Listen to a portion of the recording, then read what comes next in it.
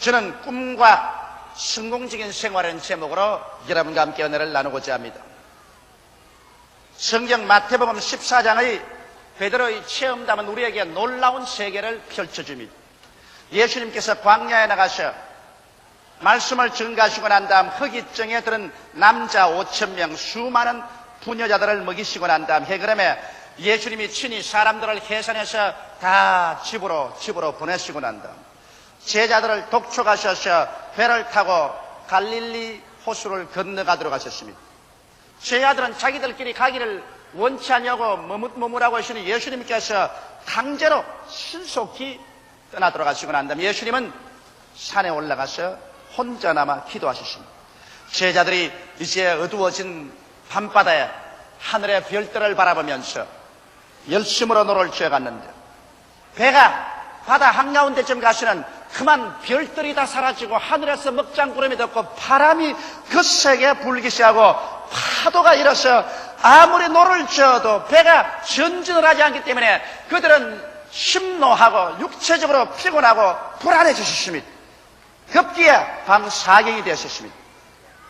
허기증이 나고 춥고 지쳐버리는데 갑자기 저 바다 위에 파도를 따라서 희미한 물체가 하나 오르락 내리락 하면서 점저히 가차에 옵니다. 그렇지 않더라도 허기증이 나고 지치고 불안한 데다가 그만 그 유령 같은 물체가 배를 향하여 걸어온 것을 보자 말자 일시에 제자들의 가슴은 얼어붙은 것이 뜻이 되고 마른 것입니다. 그들은 불안과 공포가 그들을 일시에 휘몰아쳤습니다. 왜? 여러분, 배를 타고 바다를 항행하는 사람들은 누구든지 바다에서 유령을 만나면 그 배가 파손된다는 징크스를 잘 알고 있습니다.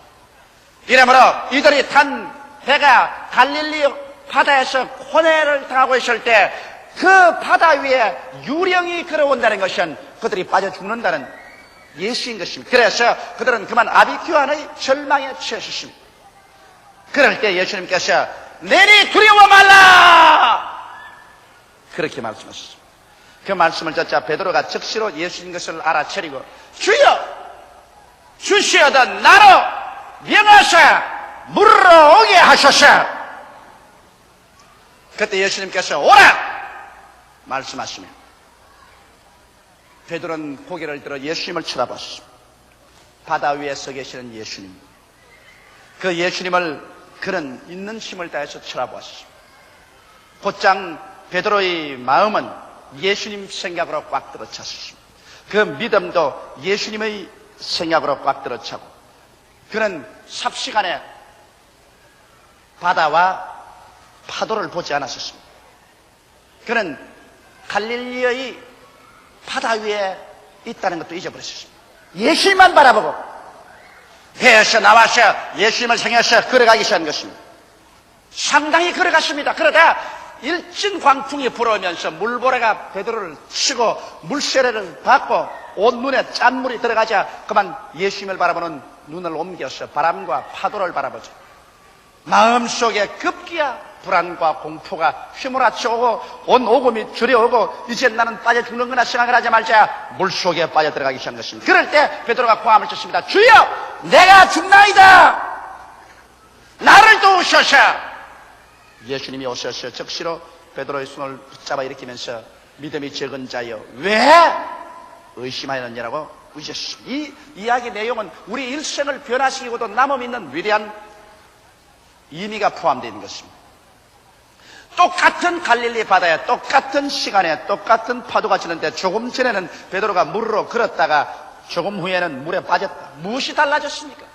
외면적으로 볼 때 달라진 것은 아무것도 없습니다만 실제로 달라진 것은 베드로의 마음에 예수님에 대한 태도만 달라진 것입니다. 베드로가 예수님을 힘껏 쳐다보고 나아갈 때는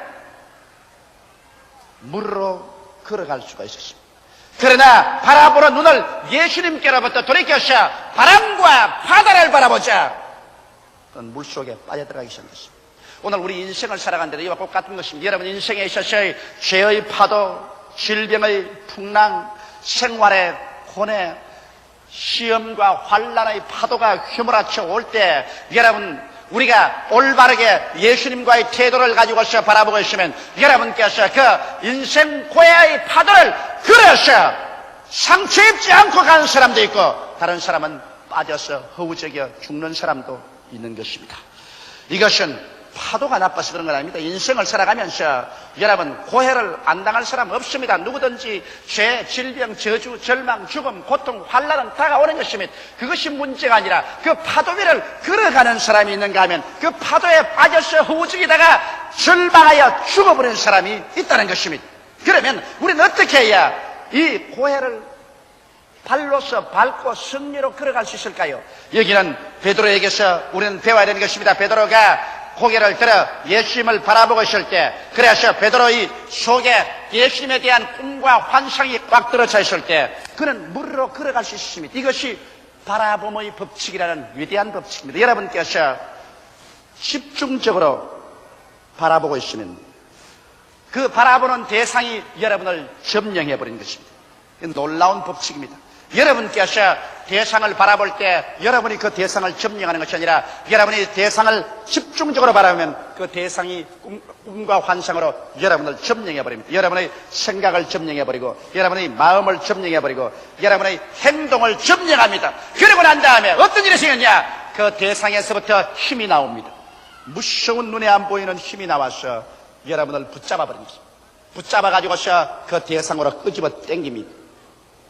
이 신비하고 놀라운 법칙을 수많은 사람들은 모르고 있습니다. 베드로가 예수님께 집중하고 있었습니다. 바람이 불고 파도가 치고 배가 요동을 하는데도 불구하고 예수님께 집중을 하고 바라고 있었습니다. 그러자 예수님이 그의 생각을 점령해버렸습니다. 그의 믿음을 점령하고 그 행동을 점령했습니다. 예수님께로부터 보이지 않은 성령의 힘이 나와가지고서 베드로를 붙잡아버렸습니다. 그리고 그런 말을 시키는 부모같이 베드로를 붙잡고 물으로 들어서 그런 말을 시키면서 예수님께서는 자기에게로 베드로를 끌어오고 있었습니다. 그러다가 일절 광풍이 불어왔어. 물보라가 베드로를 덮쳐서 물세를 받고 눈에 짠물이 들어가자 끔뻑끔뻑하면서 예수님을 바라보는 눈을 돌이켜서 바람과 파도를 바라보았어. 그러자 바람과 파도를 바라보자 말자 바람과 파도의 생각이 그의 마음을 점령해버렸습니다. 그리고 그러자 불안과 공포가 그 마음을 점령했습니다. 그러자 행동으로 그만 그 오금이 오그러지고 간담이 쓰늘해지고 심장이 얼어붙는 듯이 이젠 죽었구나고 생각하자 말자 그는 그 바다가 그를 잡아 당깁니다. 대상이 잡아 당기는 겁니다. 그 바다에 죽음이 손을 내밀고 그를 잡아 당겨서 바닷속으로 끌어 당겼습니다. 주여 나를 도우소서. 예수께서 곁에 계셔서 안 도와주었더라면 그는 죽었을 것입니다. 예수님이 그를 건져주신 것입니다. 여러분 이 세상에 살면서 이 바라봄의 법칙이란 대단히 놀라운 능력이 나타납니다. 여러분과 내가 어떠한 대상을 집중적으로 바라보는지 바라보면 그것이 여러분을 점령해버립니다. 여러분의 생각을 점령하고 여러분의 소원을 점령하고 믿음을 점령하고 행동을 점령하고 그 바라보는 대상에서 눈에 안 보이는 만유 인력 같은 힘이 나와가지고서 여러분을 붙잡아서 자기에게로 끌고 갑니다. 긍정적으로 바라보는 사람은 긍정적으로 끌려가고 부정적으로 바라보는 사람은 부정적으로 끌려갑니다. 베드로가 여러분 바람과 바다를 바라보자 말자 바람과 바다가 그 생각과 그의 믿음과 그의 행동을 점령해버리고 바닷속으로 끌어 당겨버린 것입니다. 아담 보십시오. 아담이 선악과를 바라 안 보았으면 좋겠는데 선악과를 바라보자 선악과가 그를 생각을 점령해버리고 소원을 점령하고 믿음을 점령하고 행동을 점령하고 선악과에서 힘이 나와서 그들을 부여잡고서 격렬하게 끌어당겨서 그들은 어찌할 수 없이 선악과를 먹어버리고 마는 것입니다. 여러분 성경에는 말세 하나님께서 모든 육체에게 성령을 부어주리니 너희 젊은이들은 환상을 보고 늙은이들은 꿈을 꾸리라고 말한 것입니다. 바로 하나님 성령께서 여러분에게 꿈과 환상을 주시는 것은 꿈과 환상은 바로 성령의 팔이요. 여러분의 마음속에 꿈과 환상을 가지고 있으면 그것이 성령의 팔이 되어서 성령이 여러분을 잡고서 여러분을 그 꿈과 환상으로 끌어당겨가는 것입니다. 이것은 가장 신비하고 놀라운 체험인 것입니다. 저는 오랜 세월 동안 저희 교회에 대한 꿈과 환상을 가졌습니다. 10만이 되고 20만이 되고 30만이 되고 50만이 되는 꿈과 환상을 내 마음속에 영롱하게 가지고 있습니다. 내가 꿈과 환상을 가진 것이 아니라 삽시간에 그 꿈과 환상이 나를 점령해버리고 마는 것입니다. 50만 성도의 꿈이 나의 생각을 점령하고 내 소원을 점령해버리고 내 믿음을 점령해버리고 내 행동을 점령해버리고 그 50만 성도의 꿈이 눈에 안 보이는 성령의 팔을 내밀어서 나를 붙잡고서 기적적으로 50만으로 끌고 가는 것입니다. 그렇기 때문에 성경에 꿈이 없는 백성은 망한다고 하는 이유가 거기 있는 것입니다. 꿈이 없으면 새로운 세계로 점령도 안 되고, 꿈이 없으면 나를 그 새로운 세계로 끌고 가는 신비한 힘도 나타나지 아니하는 것입니다. 우주 만류의 인력 법칙이 있습니다. 지구도 여러분 태양에 눈에 안 보이는 끈에 묶여 있습니다. 태양이 있으면 수성, 금성, 지구, 화성, 목성, 토성, 천왕성, 해왕성, 명왕성 이렇게 별들이 태양의 눈에 안 보이는 인력에 끌려가 있습니다. 오늘 이와 같이 여러분과 내가 꿈과 환상을 가지고 있으면 꿈과 환상 속에서 눈에 안 보이는 힘이 나와가지고서 여러분과 나를 점령하여 신기하고도 상상할 수 없는 능력으로 여러분과 나를 꿈과 환상으로 끌고 가고 있는 것입니다. 이렇기 때문에 여러분께서 나는 할 수 없다, 나는 못한다, 나는 안 된다, 나는 죽는다, 우리 남편은 나쁜 남편, 내 아내는 못난 여인, 우리 자식은 좋지 않다, 우리 부모는 좋지 않다, 이런 나쁜 꿈과 환상을 가지고 있으면 나쁜 꿈과 환상이 여러분의 생각과 소원과 믿음과 생활을 점령해버리고 나아가서 거기에서 나쁜 힘이 나와가지고서 여러분과 나로 하여금 점점 그 나쁜 대로 끌고 가는 것입니다. 꿈과 환상은 여러분 막연한 것 아닙니다. 꿈과 환상에서는 눈에 안 보이는 손이 나와가지고서 여러분을 붙잡아서 끌고 가는 것입니다. 베드로가 예수님의 물 위에 서 있는 꿈과 환상을 바라보고 있을 동안에는 예수님 속에서 힘이 나와가지고서 베드로를 붙잡아 물으로 걸어오게 하고 예수님 가차히 오게 만들어 주신 것입니다. 그러므로 이제 우리는 남은 여생을 무엇을 바라보며 살아야 할까요? 무슨 꿈과 환상을 가지고 살아야 할까요? 여러분과 나는 하나님께서 흑암의 권세에서 건져내어 하나님의 사랑의 아들 나라로 옮겼기 때문에 여러분과 나의 푸른 초장과 실많은 시냇가는 십자가 미친 것입니다. 그러므로 십자가 밑에서 우리들은 예수 그리스도를 바라보고 우리 위해서 고난당하신 예수 그리스도의 꿈과 환상으로 우리 마음에 채워놓고 살 때 여러분과 나는 부족함이 없는 삶을 살게 되는 것입니다. 여호와는 우리의 좋은 목자지만은 우리의 목장은 바로 십자가 밑에 있는 것입니다. 십자가를 떠나서 우리 예수 믿는 사람들의 푸른 초장과 실만한 물가는 절대로 없습니다. 그러므로 십자가 밑에서 첫째로 우리 위해서 죄를 짊으신 예수님을 힘차게 바라보아야 되는 것입니다. 예수님께서는 가시관 서시고 양손과 양발에 대못이 박히시고 옆구리에 창을 받아 물과 피를 다 쏟아주시고 우리의 과거의 죄, 현재의 죄, 미래의 죄를 주님 짊어지시고 주께서 십자가에서 청산하셔서 깨끗하게 해버렸기 때문에 우리가 예수 그리스도의 그 위대한 모습을 우리가 환상으로 바라보고 있을 때 우리의 생각이 용서의 생각으로 점령해지고 우리의 마음속에 그 용서가 믿음으로 점령하고 그리고 우리의 행동이 용서받은 사람으로 행동하게 되고 그 예수 그리스도의 십자가에서 힘이 나와가지고서 여러분과 나를 신기하게 붙잡아서 죄악의 파도에 빠지지 아니하고 저의 파도를 짓밟고서 의와 거룩함으로 변화받은 삶을 살 수 있는 힘이 나와서 이끌어가 주는 것입니다. 여러분께서 십자가에서 우리 위해서 대속한 예수 그리스도를 바라보고 있는 이상 그 바라봄의 법칙을 통해서 거기서 나오는 위대한 힘과 능력이 여러분과 나를 용서와 의와 거룩함으로 끌고 가는 것입니다. 둘째로 우리가 바라봐야 될 것은 우리를 치료하는 예수님을 바라봐야 됩니다. 예수님은 치료자입니다. 예수님께서는 우리 용사함과 같이 우리를 치료하시는 분인 것입니다. 예수님 그 자체가 바로 치료자이기 때문에 예수님과 치료를 분리시킬 수가 없는 것입니다. 예수님 우리 영을 치료하고 마음을 치료하시고 육체를 치료하시고 우리 생활과 가정을 치료하시는 것입니다. 예수님 속에는 조화가 깍들어 차고 치료는 파괴와 무질서이기 때문에 예수님 계신 곳에 파괴와 무질서가 다 떠나가 버리고 마는 것입니다. 이러므로 예수님께서 친히 우리의 양식을 담당하시고 병을 짊어지셨으며 제가 채찍에 맞음으로 우리가 나음을 받았으므로 오늘 예수 그리스도의 등허리에는 지금도 채찍 자국이 그대로 영롱하게 남아있는 것입니다. 우리가 여러분 꿈과 환상으로 우리를 치료하시고 채찍에 맞으신 예수님을 힘차게 바라보면 비록 내가 질병의 파도에 휩싸여 있을지라도 나를 치료하는 예수님, 채찍에 맞으신 예수님을 힘차게 바라보고 있으면 치료의 생각이 나를 점령해버리고 그 꿈과 환상이 내 생각을 점령하고 내 믿음을 점령하고 내 감정을 점령하고 내 행위를 점령하고 그 꿈과 환상에서부터 치료의 손이 나와가지고 그 위대한 치료의 힘이 여러분과 나를 붙잡아서 질병에서 치료로 끌고 가는 것입니다.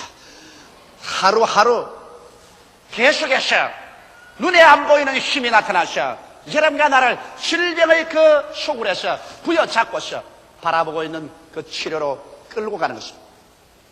꿈과 환상은 자기 있는 곳으로 끌고 갑니다. 위대한 힘이 꿈과 환상에서 나와서 점령해서 여러분을 끌고 가기 때문에 꿈과 환상을 가지고 있는 사람은 점점 새로운 세계로 끌려가게 되는 것입니다. 셋째로 우리는 어떤 꿈과 환상을 꿀까요? 우리는 저주와 환난과 고난과 가시와 응격기 속에서 그 꿈만 바라보고 살까요? 그렇지 않습니다.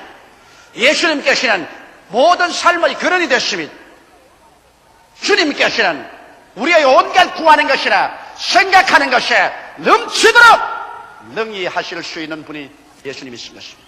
바로 예수님께서 여러분과 나의 저주를 없애기 위해서 가시관을 쓰시고 가시와 응격기를 제끼시고 저주를 받아 십자가에 못 박이심으로 말미암아 여러분과 나의 저주를 대속하셨습니다. 이러므로 여러분께서 예수님을 바라볼 때 십자가에 못 박인 예수님은 나의 저주를 짊어졌다는 것을 알고 여러분께서 저주에서 노연하는 꿈과 환상을 그릴 줄 알아야만 되는 것입니다. 내가 저주를 받아 헐벗고 굶주리고 이웃과 친척과 가족과 나라의 짐이 되고 낭패와 실망을 당하고 그래서 남에게 비난과 조소거리가 되는 이러한 모습을 완전히 벗어버리고 예수 안에서 내가 남에게 꾸어줄지라도 꾸지 아니하며 영원히 잘됨같이 범사에 잘 때는 꿈과 환상을 이 십자가를 통해서 여러분 힘차게 바라보고 있을 때 여러분 부요와 축복의 성령께서 바로 그 꿈과 환상을 통해서 여러분의 생각을 점령하고 마음을 점령해버리고 믿음을 점령하고 생활을 점령할 뿐 아니라 바로 그 예수 그리스도 우리의 저주를 짊어지신 그 예수 그리스도로부터 보이지 않는 능력이 나타나는 것입니다. 베드로를 바다 위로 걸게 하던 그 능력이 나타나서 여러분 나를 붙잡는 것입니다. 가시와 응격기에 허덕이는 여러분과 나를 그대로 납붙여서 붙잡아가지고서 그래서 인간으로 상상할 수 없는 이 가난과 저주와 절망의 파도 위에 걸어서 점점 축복의 예수에게로 오도록 끌어당겨 주시는 것입니다. 꿈과 환상을 바라본다는 것, 이것보다 더 위대한 힘이 없습니다. 이보다 더 여러분 더 큰 특권이 또 어디 있을까요? 여러분의 운명과 환경을 변화시키는 것은 꿈과 환상으로부터 출발하는 것을 알아야 되는 것입니다. 넷째로 우리는 부활의 주를 바라봐야 되는 것입니다. 예수님께서는 죽음을 박차고 무덤을 개치고 부활하셨습니다. 인간에게 가장 처절한 절망이 죽음인데 예수님께서는 이것을 이기고 부활했기 때문에 여러분의 마음속에 부활의 주를 꿈으로서 바라보고 환상으로서 소유하고 있을 때 부활의 주가 여러분의 생각을 점령하고 여러분의 마음을 점령하고 여러분의 감정을 점령하고 행위를 점령하고 이 부활의 주를 바라보고 있으면 이 부활의 주로부터 죽음을 이기는 힘이 나오기 시작하는 것입니다. 할렐루야. 부활의 주로부터 사망을 이기는 힘이 넘쳐나와서 여러분과 나라에게 죽음의 공포의 바다를 짓밟고서 조금도 죽음에 대한 공포 없이 일어나 천국으로 끌어주시는 것입니다. 어린애기를 잉태하지 않은 엄마가 아기를 낳기 위해서 아무리 진땀을 흘려도 아기를 낳을 수가 없습니다. 그는 어린애기를 잉태하지 않았기 때문인 것입니다. 꿈과 환상을 갖지 않은 사람이 새로운 세계를 창조하고 더 나은 내일을 만들어내려고 아무리 애를 쓰고 힘을 써도 내일은 없습니다. 왜? 여러분 내일을 창조하는 힘이 바로 꿈과 환상이 여러분의 마음을 점령하고 생각을 점령하고 감정을 점령하고 행동을 점령할 때 내일을 산출하는 힘은 꿈과 환상에서 보이지 않는 손이 나와가지고서 여러분을 부여잡고 꿈과 환상 그 내일을 향해서 끌어가는 것입니다. 이러므로 말미암아 여러분이 꿈꾸던 그것이 이루어지고 여러분이 환상으로 그려보던 그것이 이루어지는 것입니다. 그럼 우리는 어떻게 해야 될까요? 여러분, 아브라함이 애굽에서 나올 때 주님께서 아브라함에게 말하기를, 아브라함아, 내 눈을 들어 동서남북을 바라보라. 내 눈으로 보는 그 땅을 너와 내 자신에게 드리라고 말한 것입니다. 아브라함이 눈을 들어 가나안의 동서남북을 바라보자. 여러분, 그 바라보는 대상인 꿈과 환상이 아브라함의 생각을 점령하고 믿음을 점령하고 아브라함의 행위를 점령했었습니다. 그 꿈과 환상에서 무서운 힘이 나와가지고서 아브라함으로 하여금 가나안 땅을 점령하도록 이끌어간 것입니다. 오늘날 여러분과 나에게도 가나안 땅이 있습니다. 여러분과 나의 가나안 땅은 여기에 창세기부터 요한계시록까지 성경의 말씀인 것입니다. 이 성경 속에 젖과 꿀이 흐르고 있습니다. 여기에 영혼이 잘됨같이 범사에 잘되며 강건하고 생명을 얻되 넘치게 얻는 젖과 꿀이 흐르고 있는 것입니다. 오늘날 사람들은 이 성경 말씀을 등한히 여기고 있습니다. 성경 말씀을 그저 윤리나 도덕적이나 철학이나 율법책으로 알고 있는 것입니다. 성경을 통해서 하나님께서는 여러분과 나에게 더 낫고 위대한 삶을 주는 꿈과 환상을 만들 수 있는 약속을 허락해 주고 있는 것입니다. 여러분, 위대한 약속이 없이는 위대한 꿈을 꿀 수가 없습니다. 아무도 약속해 주지 않는데 내가 무슨 꿈을 꿀 수 있단 말인 것입니까? 여러분께서 하나님 말씀을 기도하고 읽음으로 말미암아 그 속에 있는 위대한 말씀들을 여러분이 취해서 이것으로서 여러분의 가슴 속에 영롱한 꿈과 환상을 그리십시오. 내가 믿을 수 있는 한도 내에서 가장 크고 위대한 꿈과 환상을 그리십시오. 내가 믿어지지 아니하는 것은 그것은 백일몽이 되고 마는 것입니다. 그러나 내 가슴 속에 믿어질 수 있는 한 최대의 영롱한 꿈과 환상을 꾸십시오. 그 꿈과 환상을 꿀 수 있는 재료가 바로 성경에 있는 것입니다. 성경에 있는 여기 모든 하나님의 약속의 말씀은 여러분과 나에게 위대한 삶을 향한 꿈과 환상을 그리는 재료인 것입니다. 그 꿈과 환상을 베드로가 갈릴리의 바다 위에서 예수를 바라보듯이 풍랑이는 이 세상에서 그 꿈과 환상을 분명히 바라보십시오.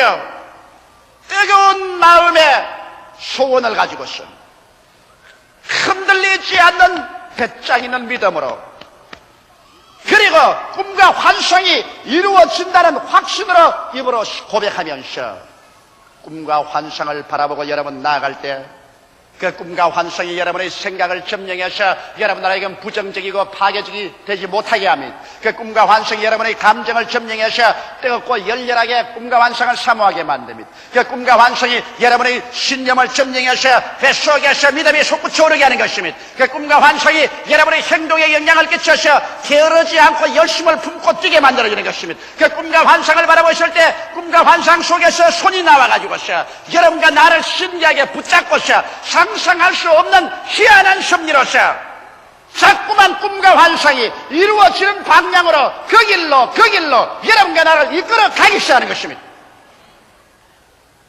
만날 만한 사람을 만나게 하고 필요한 물건을 얻게 하고 자금이 생기게 하고 일이 생기게 하고 희한하게 꿈과 환상은 손을 내밀어서 이런 것을 자꾸 끌어다가 여러분을 붙잡아서 꿈과 환상으로 다가오도록 해서 꿈과 환상이 그 가슴과 생활 속에 이루어지게 만들어주는 것입니다. 예수님께서는 초라하기 짝이 없는 12 제자들을 보시고 난 다음 위대한 꿈과 환상을 그들 가슴 속에 넣어주신 것입니다. 예수님은 그들에게 라디오도 텔레비도 주시지 않았습니다. 기선도 자동차도 비행기도 주시지 않았습니다. 초라한 12명의 어부들과 세리들을 모아놓고 난 다음 주님께서는 꿈과 환상을 주셨습니다. 너희는 온 천하에 다니며 만민에게 복음을 전가하라. 천하와 만민이라는 어마어마한 꿈을 주셨습니다.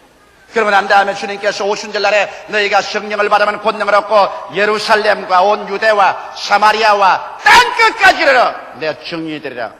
그래서 예수님의 제자들의 마음속의 꿈은 땅끝까지 세계가 그들의 꿈이었습니다. 제자들은 그 꿈을 꾸었습니다. 그들은 오늘은 예루살렘, 내일은 유대, 다음 날은 사마리아, 그 다음은 세상 끝을 꿈꾸었습니다.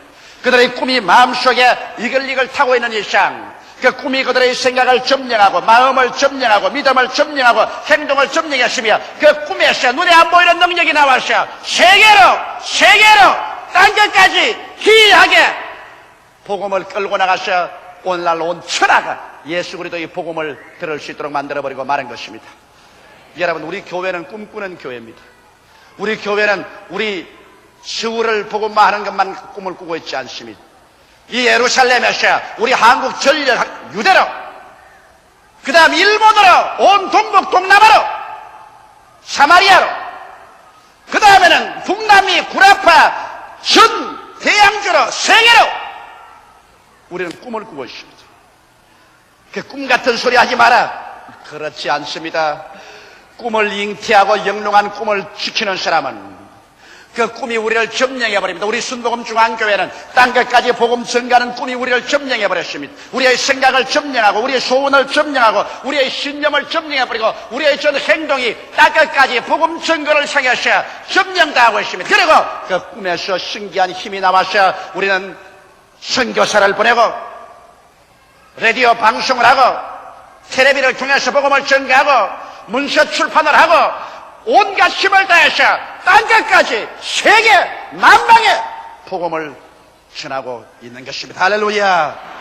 그러므로 오늘 여러분의 가슴 속에 무슨 꿈을 꾸고 있는가, 이것이 내일 여러분이 어떠한 인생을 체험하게 되며 어떠한 삶을 창조해낼 수 있는가 보증이 되는 것입니다.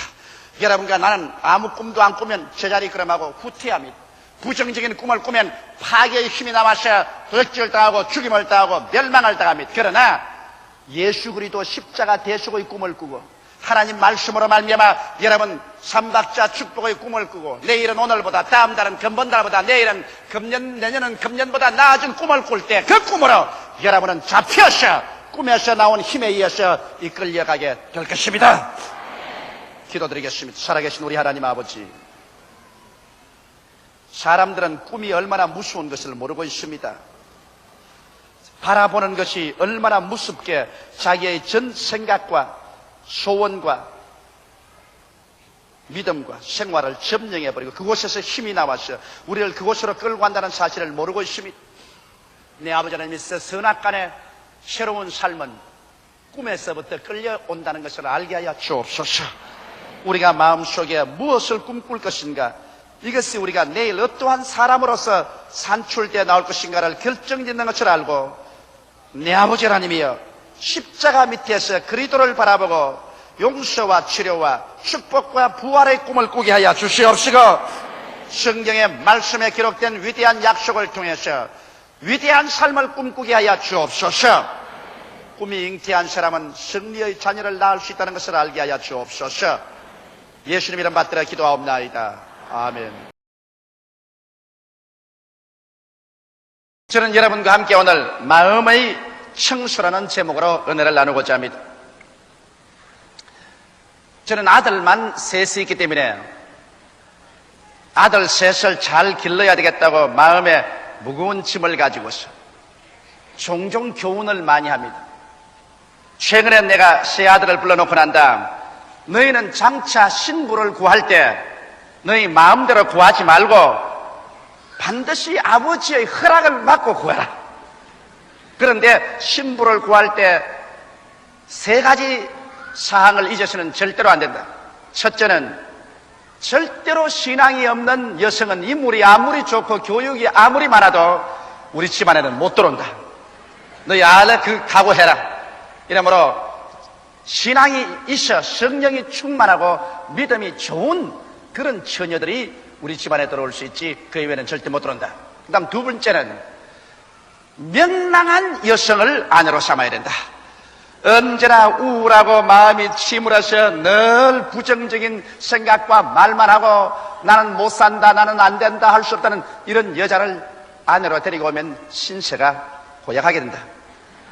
그렇기 때문에 언제나 행복하고 명랑하고 쾌활한 그런 여성을 아내로 맞이해야 된다. 그 다음 세 번째는 너희들이 절대 잊지 말아야 할 것은 데이팅을 할 때도 자세히 살펴보고 부지런한 여성을 아내로 삼아야 된다.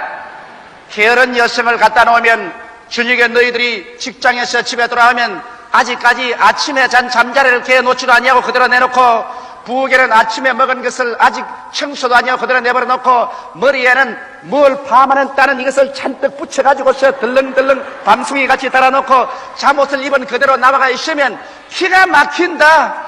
그렇게 되면 너희 신세가 고약하게 되고 만다. 그러므로 부지런해서 아침 일찍 일어나서 집안 소재 다 해놓고 정리해놓고 밥 먹은 것 부엌 청소 깨끗이 해놓고 얼굴도 화장을 깨끗이 하고 머리도 깨끗이 정리하고 옷도 잘 갈아입고 모든 것 집안이 그저 반질반질반질하게 해놓으면 너희들을 언제나 집에 들어와도 마음이 기쁘고 쾌활하고 좋다.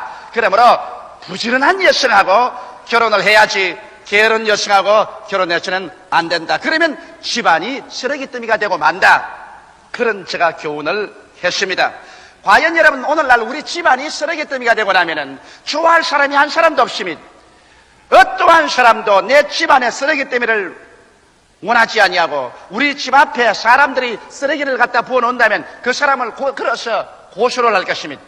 그런데도 불구하고 사람들은 자기의 마음속에 이웃에서 와서 수없이 쓰레기를 갖다 퍼부어 놓아도 그것은 아무 말도 아니하고 그대로 받아들이고 있습니다. 오늘날 여러분의 가슴 속을 한번 들여다보십시오. 얼마나 이 세상에 쓸데없는 쓰레기가 잔뜩 쌓여있는지 말로 다 알 수 없습니다. 여러분 자신도 쓰레기를 갖다 넣어놓고 이웃 사람들이 와서 무시한으로 쓰레기를 막 갖다 퍼부어 놓아도 두말하지 않고 그 쓰레기 때문에 가슴 속에 받아들여서 그 결과로 여러분께서 우울하고 침울하고 분노하고 부정적이 되고 파괴적이 되고 인생을 성공적으로 살지 못하고 실패하면서 살게 하는데도 불구하고 쓰레기를 청산하지 않고 있는 것입니다.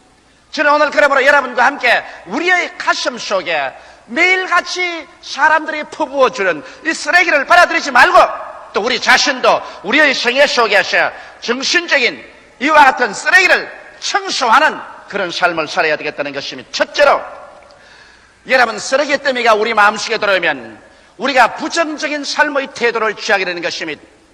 그러므로 사람이 마음속에 일단 부정적인 삶의 태도를 취하게 되면 이 사람들은 그 생애 속에 절대로 밝고 맑고 환하고 아름다운 긍정적인 일들이 일어나지 않습니다.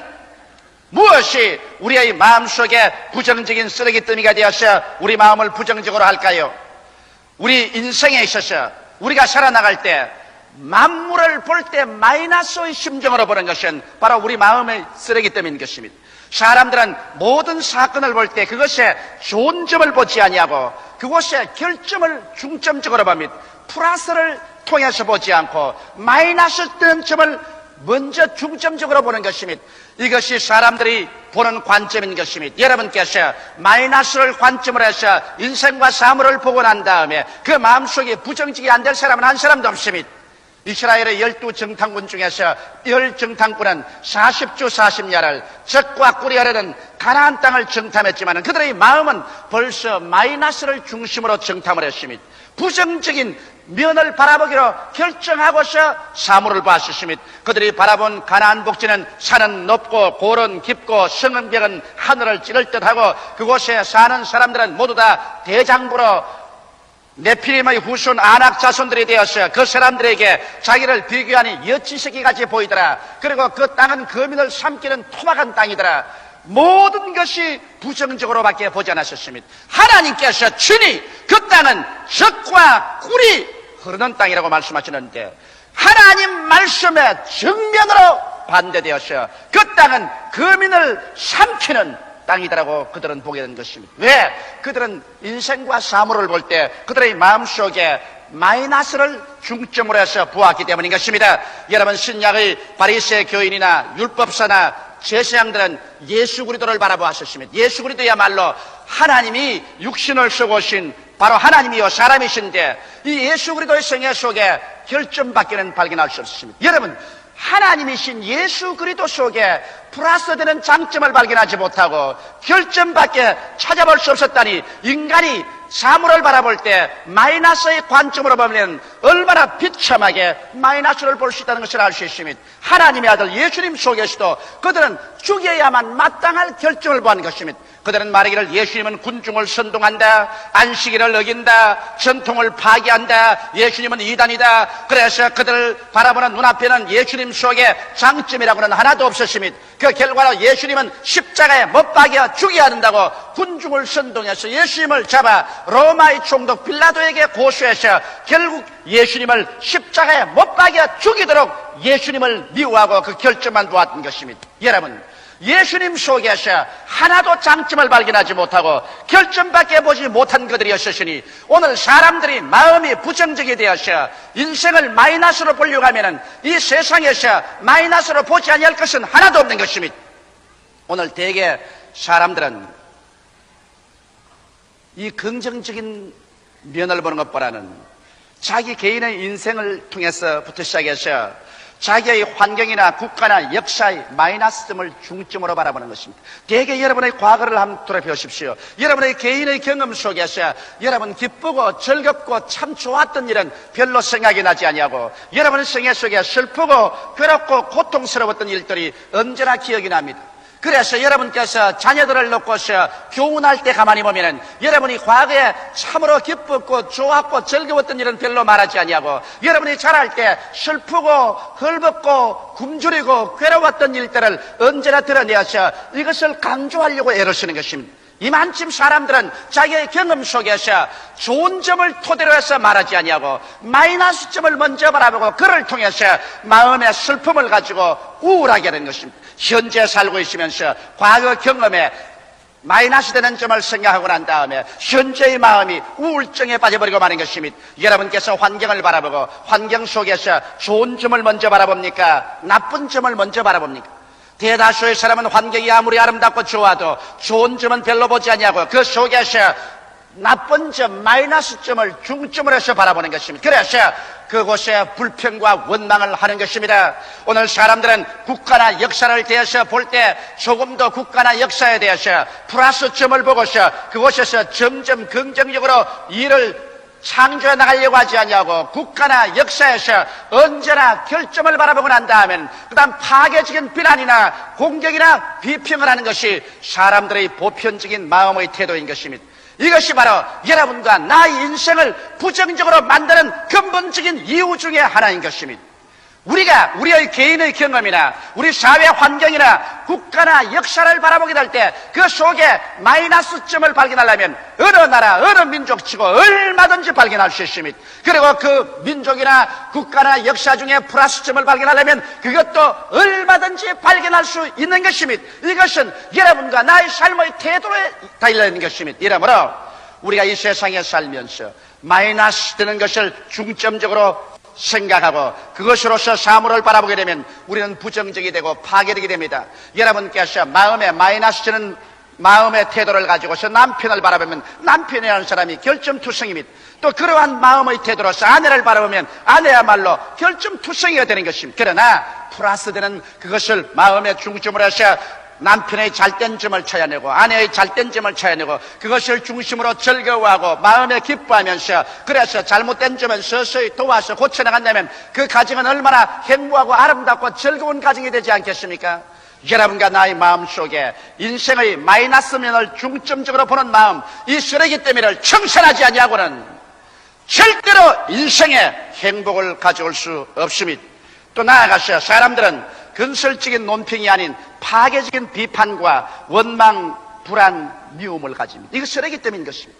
여러분께서 사물을 바라볼 때 건설적으로 창조적으로 평론하는 것은 좋지만은 그러나 사촌이 논사면 배가 아프라는 격으로 남이 못되기 위해서 파괴적인 비난과 원망과 미움을 가지면 이것은 여러분의 마음을 급격으로 부정적으로 만들어버리고 마는 것입니다. 나는 최근에 D.B. 허스터 박사님과 같이 이야기한 적이 있습니다. 그 D.B. 허스터 박사님은 그 부인이 최근에 천국을 가셨는데 그가 제일 처음 부인을 결혼하고 난 다음에 어찌나 집에 와서 불평과 원망과 비평이 심한지 살 수가 없더랍니다. 이렇게 해도 비판하고 저렇게 해도 불평하고 원망을 하는데 거기에다가 겹쳐가지고서 관절염이 걸려서 그래서 매일 병원에 가서 치료를 받고 약을 먹고 찜질을 하고 해도 관절염이 점점 심해지고 말았었습니다. 그런데 어떤 동기가 있어서 그 부인이 크게 회개를 했어요. 그래서 남을 악한 마음으로 비평하고 원망하고 불평하고 미워하는 것을 깡그리 다 회개해버리고 그 마음 전체가 우울과 침울증에서 밝아지자 일시에 그 몸속에 있던 관절염이 사라져버리고 말았다는 것입니다. 관절 마리마다 부어서 아파서 견디지 못하는 것이 마음의 쓰레기 때문에 재버리고 부정적인 마음이 없어지자 그렇게도 깨끗이 나아버리다는 말을 제가 들어보았습니다. 오늘날 사람들은 건설적인 논평이 아닌 파괴적인 비판이나 원망, 불안, 미움의 쓰레기 때문에 갖다 놓고 자기 마음이 왜 부정적이 되는가 의심하고 있습니다. 사람들은 또한 좌절감, 못한다, 할 수 없다, 안 된다, 모든 일에 좌절감을 가지고 오므로 말미암아 자기의 인생을 부정적인 삶의 태도로 변화시켜버리고 마는 것입니다. 무엇이든지 먼저 살펴보기도 아니하고 벌써 나는 못한다, 할 수 없다, 안 된다는 말부터 먼저 하는 사람들이 있습니다. 이것은 무서운 쓰레기 때문인 것입니다. 이것을 자기 스스로 말할 뿐 아니라 다른 사람이 자기 귀에 대고 말하도록 허락해 주는 것입니다. 그 이후에 나아가서 불안과 초조와 절망의 쓰레기 때문에 받아들이는 것입니다. 이래서 사람들은 그 인생이 부정적이 되고 파괴적이 되고 절망적이 되고 나아가서 모든 일에 실패하고 마는 것입니다. 이와 같은 쓰레기 때문에 여러분 스스로의 생활 속에서 청산할 뿐 아니라 다른 사람이 여러분에게 이와 같은 쓰레기를 갖다 붙지 못하도록 여러분께서 적극적으로 그런 사람들을 피하게 되시기를 주님의 이름으로 축원합니다. 둘째로 긍정적인 삶의 태도와 축복에 대해서 우리가 알아보십시다. 긍정적인 삶의 태도라는 것은 인생을 플러스면을 중점적으로 보는 사람을 말하는 것입니다. 여러분, 예수님께서 인생을 바라보실 때 예수님은 플러스면을 중심으로 보셨습니다. 주님께서 시몬을 만나셨을 때 뭐라고 했습니까? 내 이름은 시몬이라. 시몬이란 갈대란 것입니다. 바람 부는 대로 물결 치는 대로 허덕이는 갈대입니다. 시몬은 어떤지 그 아침에 결심한 것을 저녁까지 견지하지 못했습니다. 모든 사람들이 다 갈릴리 하시는 시몬은 변화무쌍하고 성격이 변화하고 그리고 인격이 한 가지로 믿을 수 있는 그런 성격이 되지 못하는 것을 알고 있었습니다. 예수님께서 시몬을 보시고 고개를 끄덕끄덕하고 그는 웃으셨습니다. 내 이름은 시몬이라. 그러나 나는 너를 베드로라 하리라. 반석이라고 하리라. 예수님은 그 인격적인 모함과 결함이 많은 시몬의 생애 속에서 시몬을 바라보지 아니하고 베드로를 바라보셨습니다. 반석이 될 수 있는 요건을 바라보고 그래서 그 반석 위에 주님께서 베드로를 보는 눈을 안정시키고 난 다음에 수없이 베드로가 전후 좌우로 움직이고 그리고 요동하기 끝이 없었지만은 그를 힘차게 붙들어 주어서 나중에 위대한 교회의 반석으로 만들어 주었던 것입니다. 여러분, 예수님께서 사마리아의 수가성 우물가에서 남편을 5이나 갈아제끼고 6번째 남편하고 사는 여인과 대화한 모습을 보시죠. 사마리아에 사는 사람 치고 이 여자에 대해서 부정적으로 보지 않은 사람은 한 사람도 없었습니다.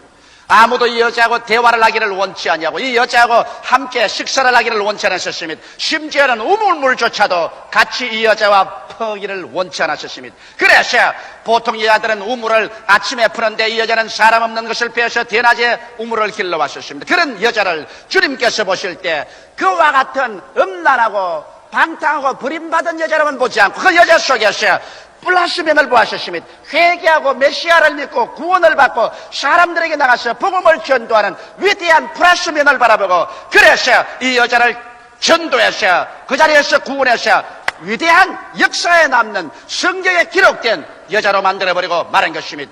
예수님께서는 사람들을 보실 때 마이너스 면을 중심으로 보지 아니하시고 플러스 면을 중심으로 보셔서 거기에 서서 사람들의 생활을 점점 변화시켜 나간 것입니다. 여러분과 나도 여기에서 배워야 되는 것입니다. 우리도 좋은 점을 중심으로 해서 사물을 바라보고 그 좋은 점에서 점점 나쁜 점을 개선해 나가서 훌륭하고 위대하게 만드는 삶을 살아야 긍정적인 삶의 태도를 갈 수 있는 것입니다. 또 자기의 삶에 있어서 적극적으로 뜨겁게 참여하며 미지근한 인생을 살지 말아야 되는 것입니다. 사람들은 자기에게 다가오는 인생의 모든 면제를 뜨겁지도 아니하고 차이도 아니하는 미지근한 태도를 가짐으로 말미암아 그의 마음속에 긍정적인 인생을 살 수 없는 것이며 뜨겁게 적극적으로 자기 인생을 살라는 것입니다. 결혼을 했으면 자기의 남편을 뜨겁게 사랑하라. 결혼을 했으면 남의 여자 보지 말고 자기 아내를 뜨겁게 적극적으로 사랑하라. 또 내 직장을 얻었으면 늘 남의 직장만 쳐다보고 단식하지 말고 내 직장에 뜨겁고 열렬하게 전적으로 헌신해서 일하라. 내게 다가오는 모든 것을 적극적으로 받아들이고 뜨겁게 참여하여 인생을 살게 될 때 여러분은 긍정적인 삶의 태도를 가지게 되는 것입니다.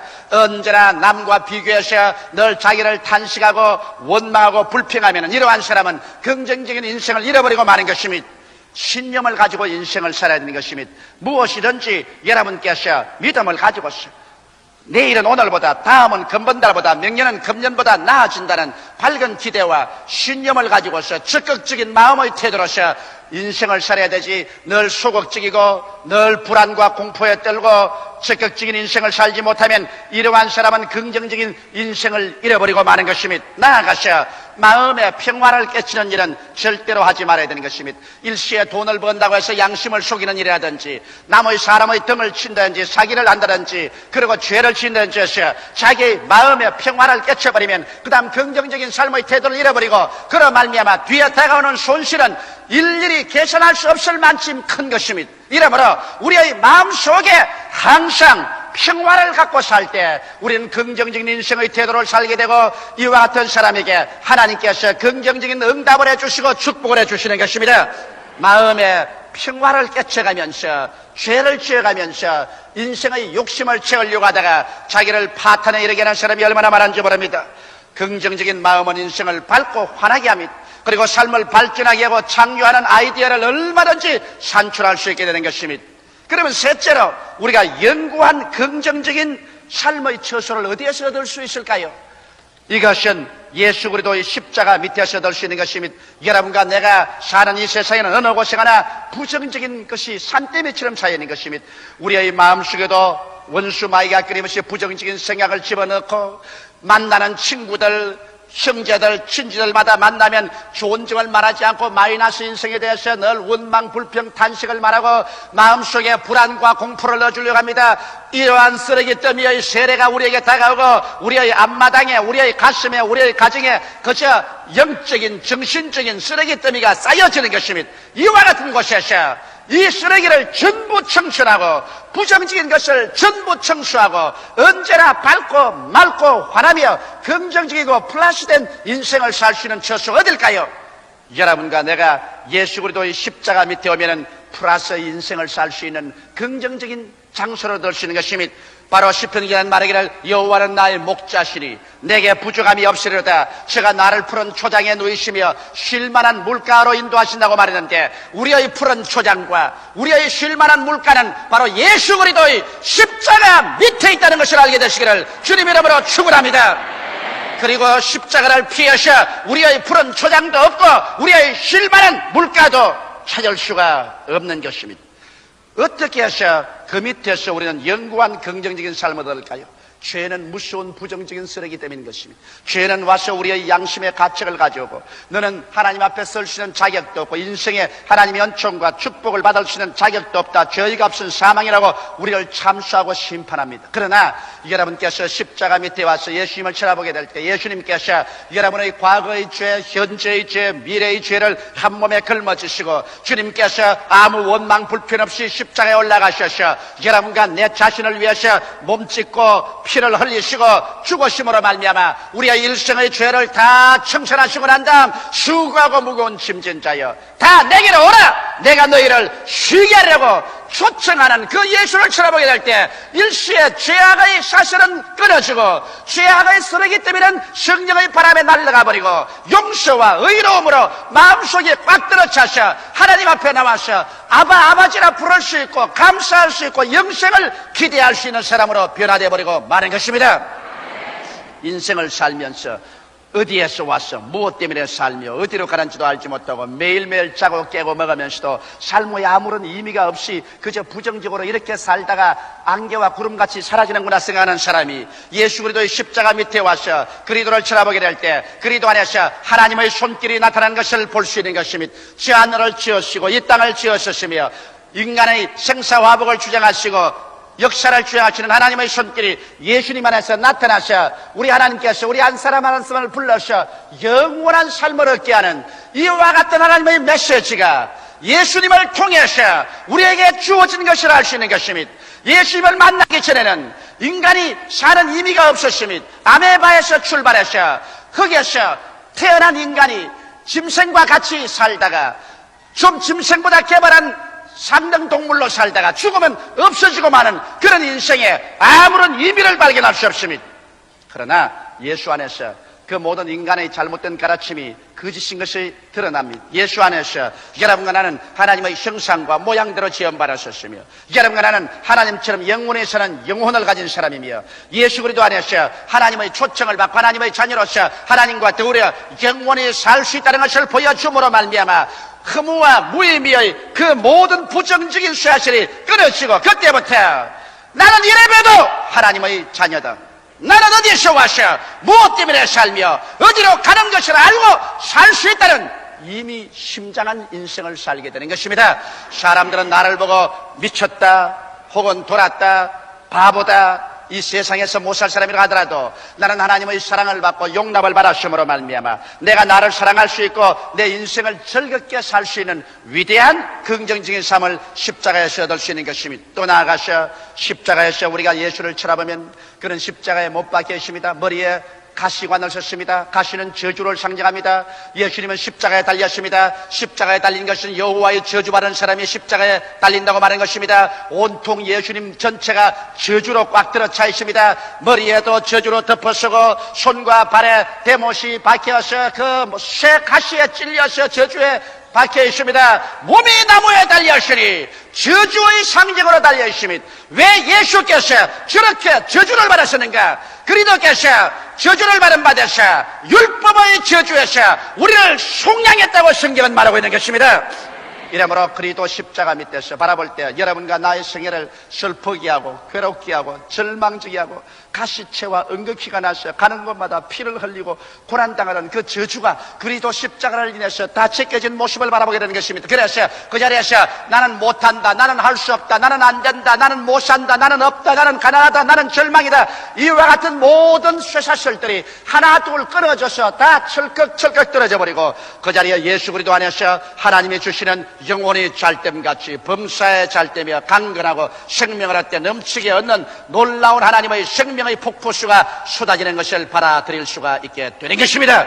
이래서 십자가 밑에서 저주의 가시체에서 놓여나서 축복으로 옮겨지는 위대한 긍정적이고 창조적이며 기대에 꽉 들어찬 마음의 긍정적인 자세를 얻을 수가 있는 것입니다. 또 나아가서 우리가 십자가를 쳐다볼 때 인간은 죽음이 가장 처절한 절망이라고 하는데 예수님께서 십자가에서 우리 위해 죽으시고 난다 무덤에 들어갔다가 사흘 만에 부활하셔서 일어나심으로 말미암아 십자가는 인간 죽음의 철폐요, 무덤의 철폐요, 사망과 음부의 철폐를 실현하고 예수님께서 그를 통하여 이 모든 세력을 다 도말하시고 부활하심으로 말미암아 우리에게 영원한 희망의 근원이 된 것입니다. 이제 예수님을 바라볼 때 바울 선생의 외치는 승리의 개가가 귀에 들립니다. 사망아 너희 이기는 것이 어디느냐, 사망아 너희 쏘는 것이 어디느냐. 사망을 이기는 것과 사망을 쏘는 것은 예수 그리스도의 십자가를 통하여 모두 다 철폐되어 버리고 말았었습니다. 이제 오직 우리에게는 영원한 부활의 생명의 긍정적인 기대만이 가슴 속에 뿌듯하게 사무칠 뿐 아무런 부정적인 파괴적인 세력도 우리를 도망시킬 수가 없는 것입니다. 여러분과 내가 십자가 밑에 와서 그리스도를 쳐다보고 그리스도를 통해서 하나님 앞에 나아갈 때 우리의 가슴 속에 모든 부정적인 쓰레기 때문에는 성령의 바람으로 다 불태워져 버리고 모두 다 날아가 버리고 그 속에는 오직 하나님께서 주시는 영광스러운 삼박자의 축복만이 가득 차게 넘치실 수가 있는 것입니다. 우리는 헤아릴 수 없이 많은 부정적인 환경과 사건에 둘러싸여 살아가고 있습니다. 여기에 정복당하여 실패의 삶을 살 것이냐, 그렇지 않으면 이것을 정복하여 승리적인 삶을 살 것이냐, 이것은 여러분과 나의 삶의 태도에 달려있는 것입니다. 오늘 이 시간 우리는 부정적인 쓰레기를 우리의 생활 속에서 하나 없이 다 청소해버리고, 우리의 가슴 속에 십자가를 통해서 하나님이 주시는 긍정적이고 적극적이고 창조적인 인생의 태도를 받아들여서 살게 될 때, 그와 같은 그릇을 통해서 하나님께서는 하늘문을 여시고 쌓을 곳이 없도록 은총과 축복을 내려 주시는 것입니다. 지킬 만한 것보다 내 마음을 지켜라. 생명의 근원이 거기에서 나오나니라.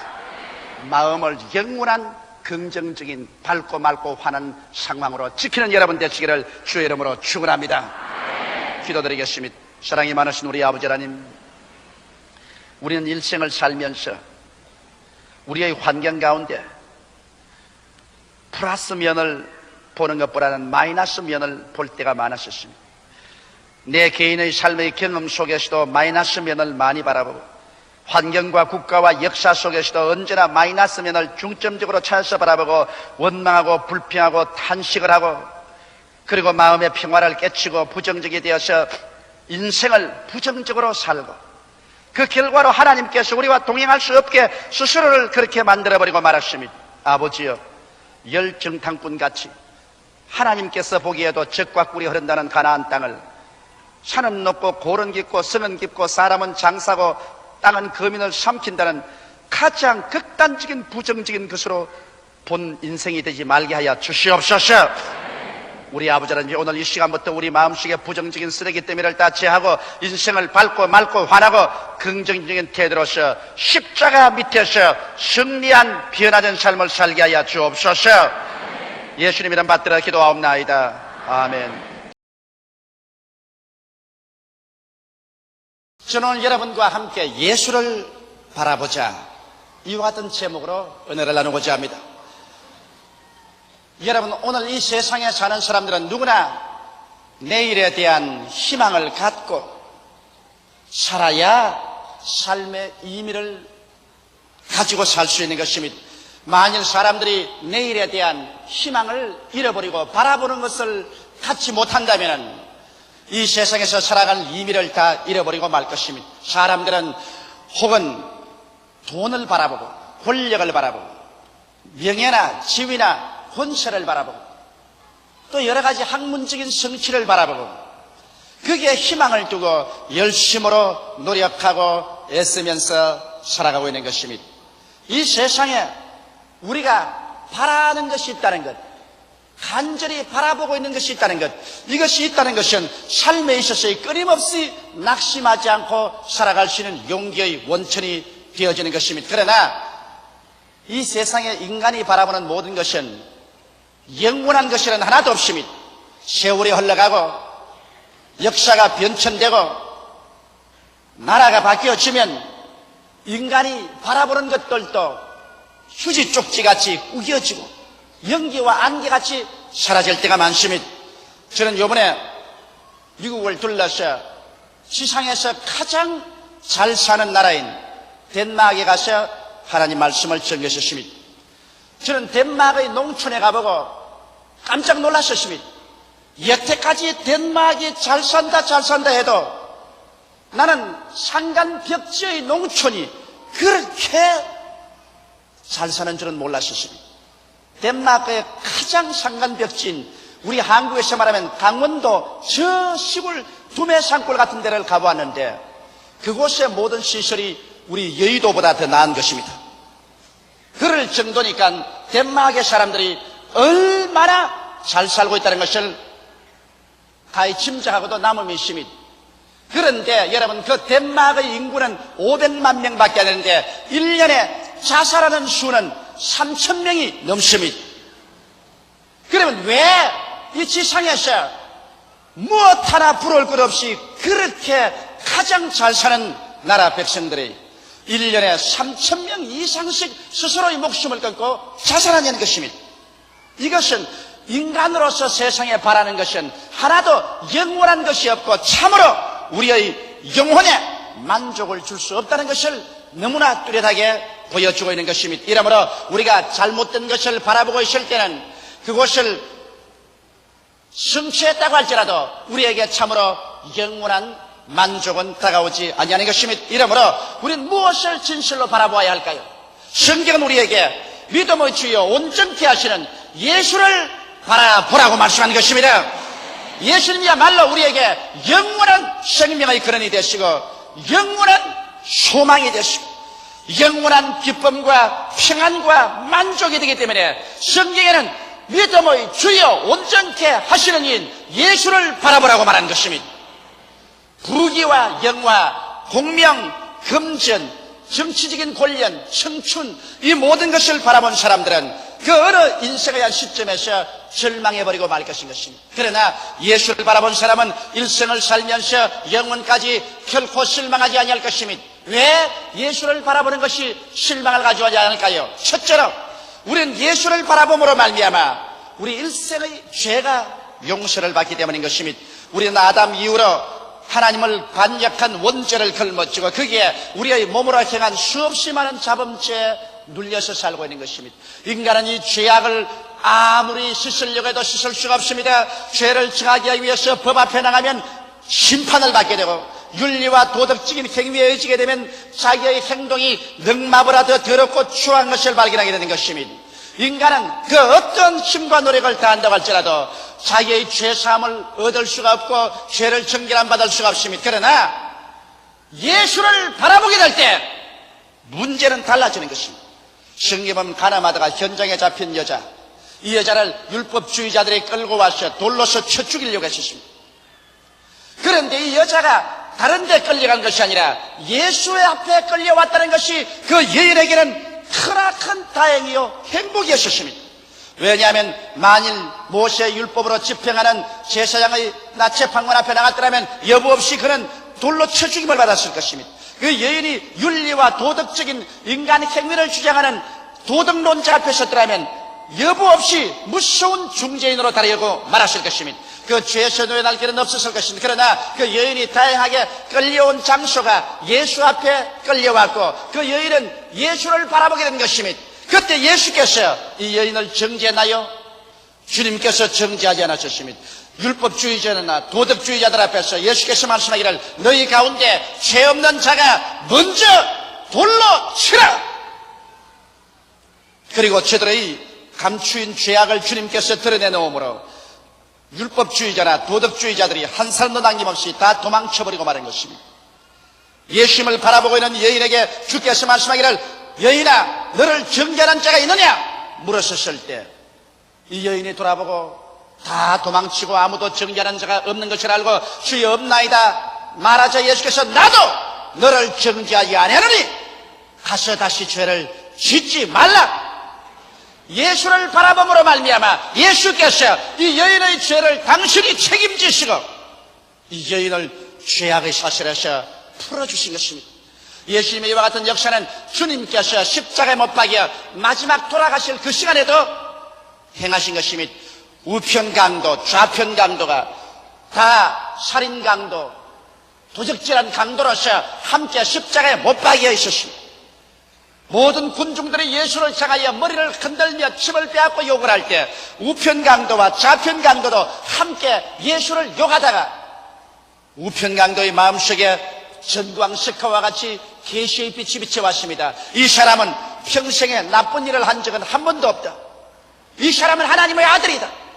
이 마음에 계시가 오자마자 그는 예수를 쳐다보고 말했습니다. 주여 주의 나라에 임하실 때 나를 기억하여 주옵소서. 예수님께서는 이 사람의 신앙 고백을 붙들어서 즉시로 이 사람의 죄를 그 자리에서 용서하시고 오늘날 내가 나와 함께 나군에 이시라고 말씀하신 것입니다.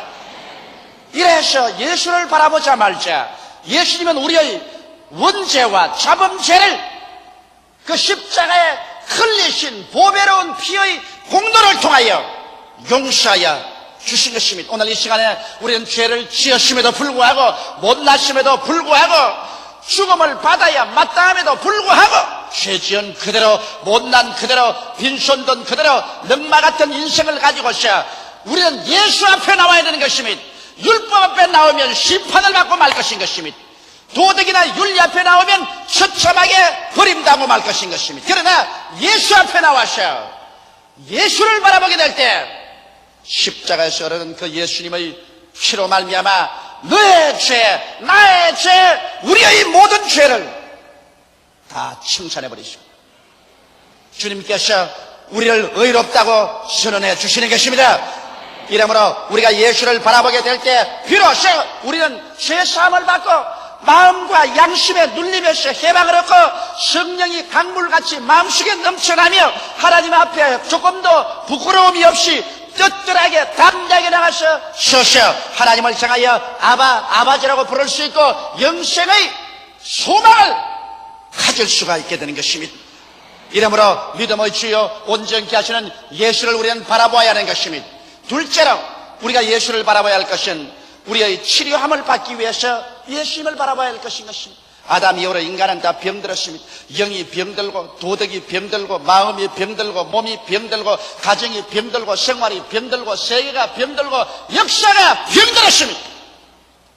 오늘 전 세계 어느 곳에 나라가 나라를 대지가 일어나고 민족이 민족을 대지가 일어나며 서로 살상과 피 흘림을 즐거워하고 미움과 분노, 시기와 질투, 원한과 원망이 안 들어찬 것이 어디 있습니까? 인간은 그 가정으로부터 시작해서 사회, 세계 전체 가시밭길을 걸어가며 피투성이가 되어 있는 것입니다. 인간은 치료받아야 마땅합니다. 치료받는 곳이 어디 있습니까? 인간이 발견한 정치나 철학이나 과학이나 윤리나 도덕으로 치료함을 받았나요? 치료함을 받았다면 오늘 세상이 더 이렇게 무섭게 병들어져 가고 있을 수가 있겠습니까? 누가 우리를 치료해 줄 수 있겠습니까? 예수님은 여러분 완전한 하나님이신 것입니다. 예수님 속에는 무질서나 병든 것이 하나도 없습니다. 이러므로 예수님의 옷자락에 손만 대어도 그래도 이 완전한 그 질서가 우리 몸속에 흘러 들어오고 마는 것입니다. 예수님이 계신 근처에만 가더라도 모든 무질서는 질서로, 모든 흑암은 광명으로 변화되어 버리고 마는 것입니다. 이러므로 예수님은 어찌할 수 없이 우리의 치료자로서 군림할 수밖에 없습니다. 성경에는 나는 너를 치료하는 여호와라고 주님께서 말씀하신 것입니다.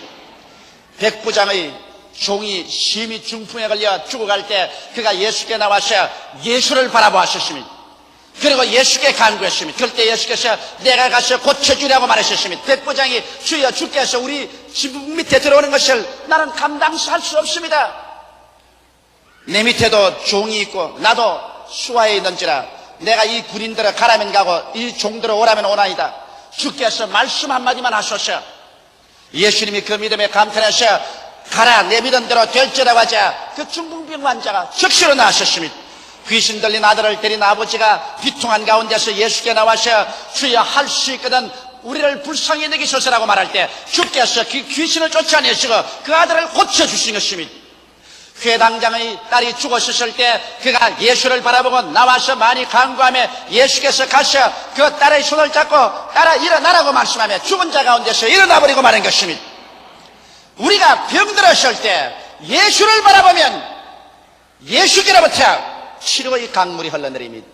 영적인 병, 마음의 병, 도덕적인 병, 가정의 병, 생활의 병, 이 모든 병을 치료받기 위해서 우리는 예수를 바라보아야 되는 것입니다. 예수님만이 우리에게 영원한 치료를 주는 치료의 원천이 되어주시는 것입니다.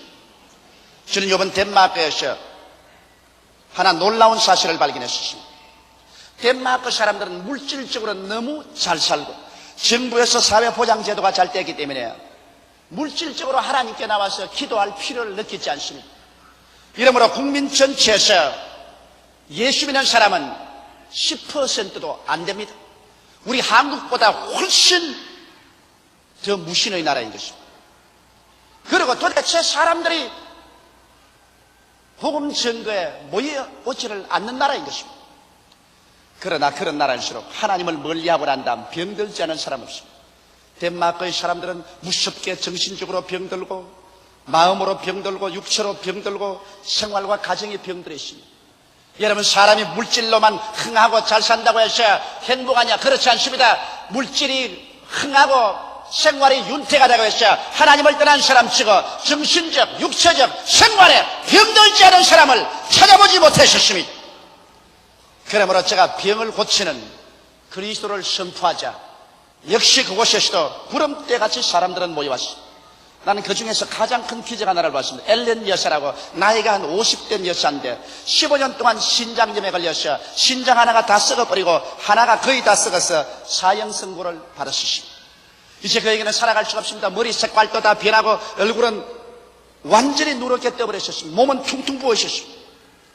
그런데 그 여인이 성경에 있는 도르가처럼 잘한 일이 하나 있었습니다.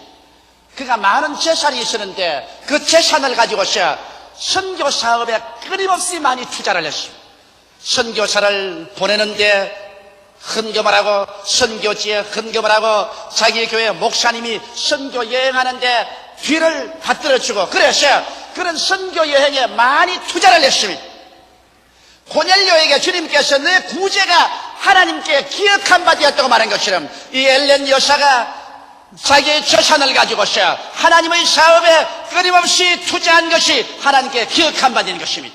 그래서 제가 복음을 전가하고 있는 그날 허닝이라는 곳에서 있는 가장 큰 공회장에 3,500여 명의 성도들이 모였는데 말씀을 전가하고 난 다음에 병자를 위해서 기도를 했는데 저희 가슴 속에 환하게 계시가 옵니다.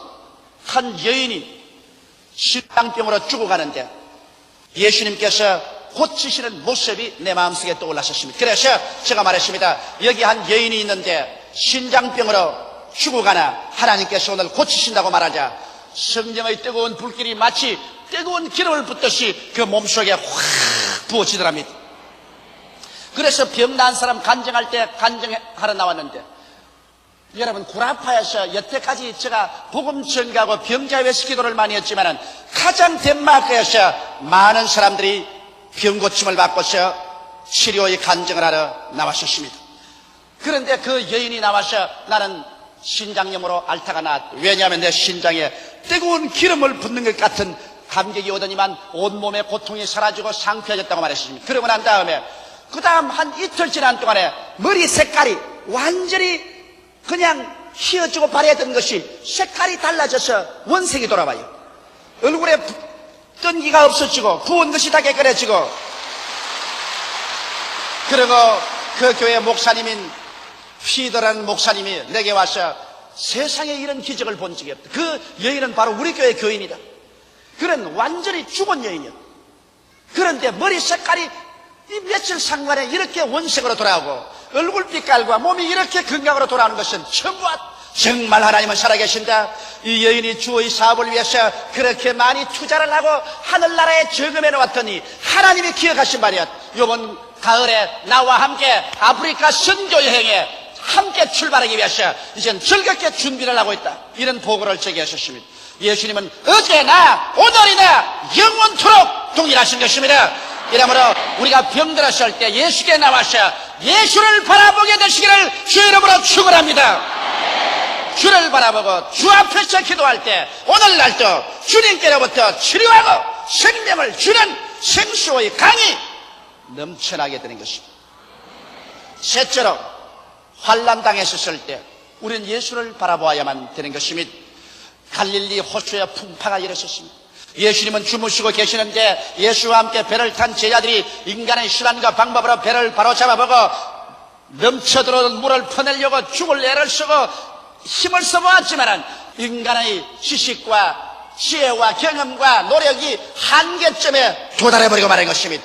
물은 퍼낼 도리가 없이 퍼부어 들어왔습니다. 배는 이제 방금 물속으로 가라앉습니다. 인간으로서 배를 바로 잡을 도리가 없습니다. 절망에 처한 제자들이 예수께 나와서 주님을 깨우쳤습니다. 주여 주여 우리가 죽게 되었나이다. 우리의 죽게 된 것을 돌보지 아니하시나이까. 예수께서 즉시 일어나셔서 바람과 바다를 꾸짖으시며 바람과 바다는 순식간에 조용해져 버리고 말한 것입니다. 제자들이 감탄했었습니다. 이 어찌된 일인고 이 누구인가 어찌하여 바람과 바다조차 이분의 명령에 순종하는고. 왜? 예수님은 우주와 만물을 지으신 창조주시기 때문에 주께서 명령하시면 산천 초목이 다 일어서는 것입니다. 주께서 말씀 한마디로 천지를 지으셨기 때문에 주께서 만물을 다스리십니다. 이 주님이 여러분의 주가 되시고 여러분의 신앙의 머리가 되시는 것입니다. 이러므로 환난 당했었을 때 주님을 쳐다봐야 되는 것입니다. 성경은 말씀하기를 내가 환난 때 너와 같이 하여 너를 건지고 영화롭게 하리라고 말씀하신 것입니다. 저는 덴마크의 허닝에서 피더 목사님의 간증을 들었습니다. 전 세계가 불황에 있으니까 덴마크도 불황이 다가왔습니다. 자기 교인 중에 한 사람이 건축업을 크게 했는데 파산이 됐습니다. 그래서 남은 재산이라고는 5만 크로네 밖에 남지 않았습니다. 한 5만 크로네라면 한국 돈으로 한 1천만 원 정도밖에 안 됩니다. 그런데 하루는 이 5만 크로네를 교회에 가지고 왔더랍니다. 목사님, 내가 여태까지 사업을 하는데 주님 중심으로 살지 못했습니다. 그러나 이젠 파산했습니다. 내게 있는 재산이라는 것은 전부 다 합쳐봤자 5만 크로네밖에 없습니다. 나는 이 5만 크로네를 하나님께 드리고 이제는 하나님의 도움을 바라겠습니다. 나는 인간의 수단과 지혜와 방법을 다 썼지만은 인간으로서는 이제는 의지할 곳이 없으니 하나님만 바라보겠으니 하나님의 도움을 허락하도록 해주십시오. 그래서 피더 목사님이 이 5만 크로네를 받고 난 다음 당신이 하나님께 심었으므로 하나님이 응답해 주실 것입니다. 그리고 기도를 해주었는데 3개월 후에 그 사람에게 기적이 일어났다는 것입니다. 정부에서 주도하는 사업인 500만 크로네의 거대한 공사에 입찰을 했는데 모든 사람을 제껴놓고 난 다음 이 사람에게 낙찰이 되고 마는 것입니다. 그래서 그 일이 시작하고 난 다음부터 시작해서 계속 문이 열리는데 상상할 수 없는 하나님의 기적이 자꾸 열려가지고서 이 사람은 파산해서 일어나게 되고 그리고 환난해서 안정을 얻게 되고 하나님의 사업을 크게 하는 귀한 사람이 되었다는 간증을 들어보았습니다. 오늘날에도 우리가 환난 당할 때 주님께 나와서 주를 바라봐야 되는 것입니다. 환난 당할 때 인간의 수단이나 방법이나 세상 바라보면 점점 더 깊은 환난으로 들어가고 마는 것입니다. 그러나 주무시는 예수를 깨우는 여러분 되시기를 주의 이름으로 축원합니다. 주님을 바라보고 부르짖어 기도하여 주님을 깨워 일으키면 주께서 환난 당한 여러분의 환경을 잠잠하게 하여 주시고 환난 시 여러분을 건져주시는 것입니다. 넷째로 우리는 이 세상을 떠날 때 예수를 바라봐야 합니다. 이 세상을 떠날 때는 이 세상에 바라볼 것이 하나도 없습니다. 정치나 권세나 명예나 지위나 금전이나 부귀나 영화나 하나 없이 이제 전부 다 우리를 떠나갈 때가 바로 세상을 떠나갈 때인 것입니다. 이 세상 사람들은 썩어질 이것만 다 쥐고 있다가 그가 마지막 세상을 떠날 때 하나도 건져줄 수 없고 붙잡아줄 수 없고 가져갈 수 없는 것 때문에 가장 처절한 절망에서 몸부림을 치게 되는 것입니다. 그러나 우리 예수 믿는 사람들이 마지막 세상을 떠나기 전에 우리가 바라봐야 될 것은 하늘과 땅과 세계와 그 가운데 모든 것을 지으신 예수를 바라볼 때가 온 것인 것입니다. 바로 그때 예수님은 여러분과 나에게 말씀할 것입니다. 나는 부활이요 생명이라 나를 믿는 자는 죽어도 살겠고 나를 살아서 믿는 자는 영원히 죽음을 보지 아니하리라. 너희는 마음에 근심하지 말라. 하나님을 믿으니 또 나를 믿으라. 내 아버지 집에 있을 곳이 많도다. 그렇지 않으면 내게 일러시리라. 내가 너희를 위하여 처소를 예비하러 가노니 가서 처소를 예비하면 다시 와서 나 있는 곳에 너희도 함께 있게 하리라. 우리의 죽음이 우리에게 다가와서 심장의 맥박이 서고 모든 혈맥이 식어지고 그리고 수족이 싸늘해지고 마지막 숨이 우리의 목에 걸려서 넘어갈 때 이 죽어가는 생명을 끌어일으킬 사람 아무도 없습니다. 이럴 때 우리가 바라볼 것은 아무것도 없습니다. 오직 예수님밖에 바라볼 수가 없습니다. 예수님이야말로 우리를 위해서 십자가에서 죽으셨고 그는 음부에 내려가셔 사망과 음부를 다 철폐하시고 무덤을 파헤치시고 일어나셔 생명의 첫 열매가 되셨으므로 예수를 바라보고 예수께 접붙임을 받은 우리들은 바울 선생처럼 말할 수 있습니다. 사망아 너희 이기는 것이 어디느냐. 사망아 너희 쏘는 것이 어디느냐. 사망의 세력은 마치 낡은 휴지 쪽지같이 찢어져 버리고 말 것인 것입니다. 사망의 불안과 공포란 것은 아침 안개처럼 사라져버리고 말 것인 것입니다. 예수님의 부활의 생명이 우리 속에 가득하고 부활하신 예수께서 나와서 우리 손잡고서 사랑하는 아들아 딸아 영원한 고향으로 잘 들어왔다, 이제 아버지께로 가자고 할 때 우리의 일생을 살아올 동안에 당한 수없이 많은 슬픔과 고통과 좌절감은 꿈에 본 듯 잊어버리고 말게 되실 것입니다.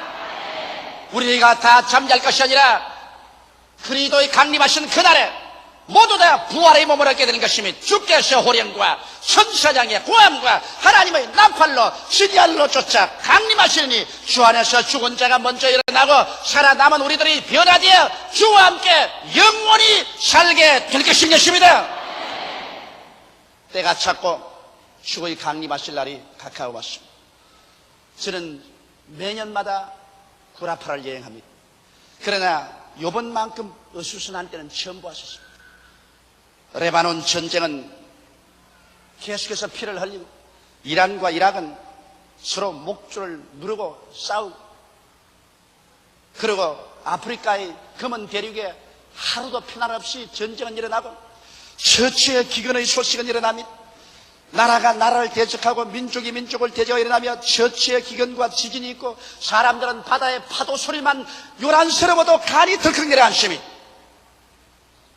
유럽에 있는 목사들과 이야기해 보았었습니다. 그들은 이구동성으로 말합니다. 얼마 있지 아니하여 즉 그리스도가 나타날 것이라고요. 유럽의 10개국이 연방에 대해 통합될 것이라고. 그리고 얼마 있지 아니하여 즉 그리스도가 나타나서 전 유럽을 손에 잡고 마지막 흔들 것이라는 것을 우리가 말하기 전에 그들이 먼저 자백하는 것을 보았었습니다. 소련은 지금 격동하는 아랍 세계를 뒤에서 조종해서 아랍연합군을 자기들의 수하로 끌어들어가고 있습니다. 그리고 그것이 먹어 들어가고 있습니다.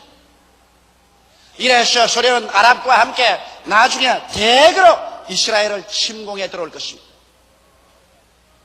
이 길은 우리 눈앞에서 이미 딱 끼어지고 있는 것입니다. 그와 함께 구라파의 10개국은 구라파 연방으로 통일되고 마는 것입니다. 세계는 마지막 주의 강림하실 무대를 준비하고 있고 이것은 우리 눈앞에 이루어지고 있는 것입니다. 이제 주의 강림하심이 언제 일어날지 모를 그러한 순식간에 놓여 있는 것입니다. 이때 우리가 무엇을 바라봐야 할까요? 이러할 때 돈을 바라볼까요? 지위를 바라볼까요? 명예를 바라볼까요? 세상 권세를 바라볼까요? 인간의 쾌락을 바라볼까요? 썩어질 것을 바라볼까요? 육신의 정욕과 안목의 정욕과 이 세상 사랑을 바라보고 살다가 영원한 멸망으로 떨어지는 자리에 들어갈까요? 그렇지 않으면 이럴 때 눈을 들어 예수 그리스도를 바라보게 되실까요? 사람이 온 천하를 다 얻고도 자기 목숨 하나 잃으면 무엇이 유익하리요? 사람이 자기 목숨과 무엇과 바꾸겠습니까? 이 세상에 부귀 영화 공명이라는 것은 하나의 쓰레기더미에 불과한 것입니다. 잠시 있다 사라지고 하나도 영원한 것이 없습니다. 여러분과 나를 사랑하시고 여러분과 나를 위해서 십자가에 죽었다가 부활하신 예수를 바라보고 예수로부터 오는 믿음을 받아들인 그 사람만이 영원한 부활을 얻고 후회할 것이 없는 영원한 삶을 얻은 사람이 되는 것입니다. 그러므로 우리 다 같이 믿음의 주여 온전케 하시는 예수를 바라보게 되시기를 주님의 이름으로 축원합니다. 다 같이 고개숙여 기도드리겠습니다. 살아계신 아버지 하나님, 때가 찼고 주님의 강림하심이 가까워 왔습니다. 마귀는 택한 자라도 미혹하려고 전력을 기울이고 있습니다. 우리를 잘못된 곳으로 바라보게 하려고 온갖 발부등을 치고 있습니다. 내 아버지 하나님, 이럴 때 우리는 정신을 차리고 깨어서 기도하여 예수를 바라보게 하여 주시옵소서. 아침에도 예수를 바라보고 점심때도 예수를 바라보고 저녁때도 예수를 바라보고 자나 깨나 예수를 바라보게 하여 주시옵시고 예수와 더불어 먹고 자고 깨고 살게 하여 주시옵소서. 이제 주 강림하시는 날에 한 사람도 나고자가 없게 되게 하여 주시옵소서. 예수 안에 죄사함이 있고 예수 안에 치료함이 있고 예수 안에 환난당한 자 평안을 얻을 수 있고 예수 안에 영생을 얻을 수 있사오니 주 예수를 바라보는 우리들이 되게 하여 주옵소서. 예수님 이름 받들어 기도드리옵나이다. 아멘.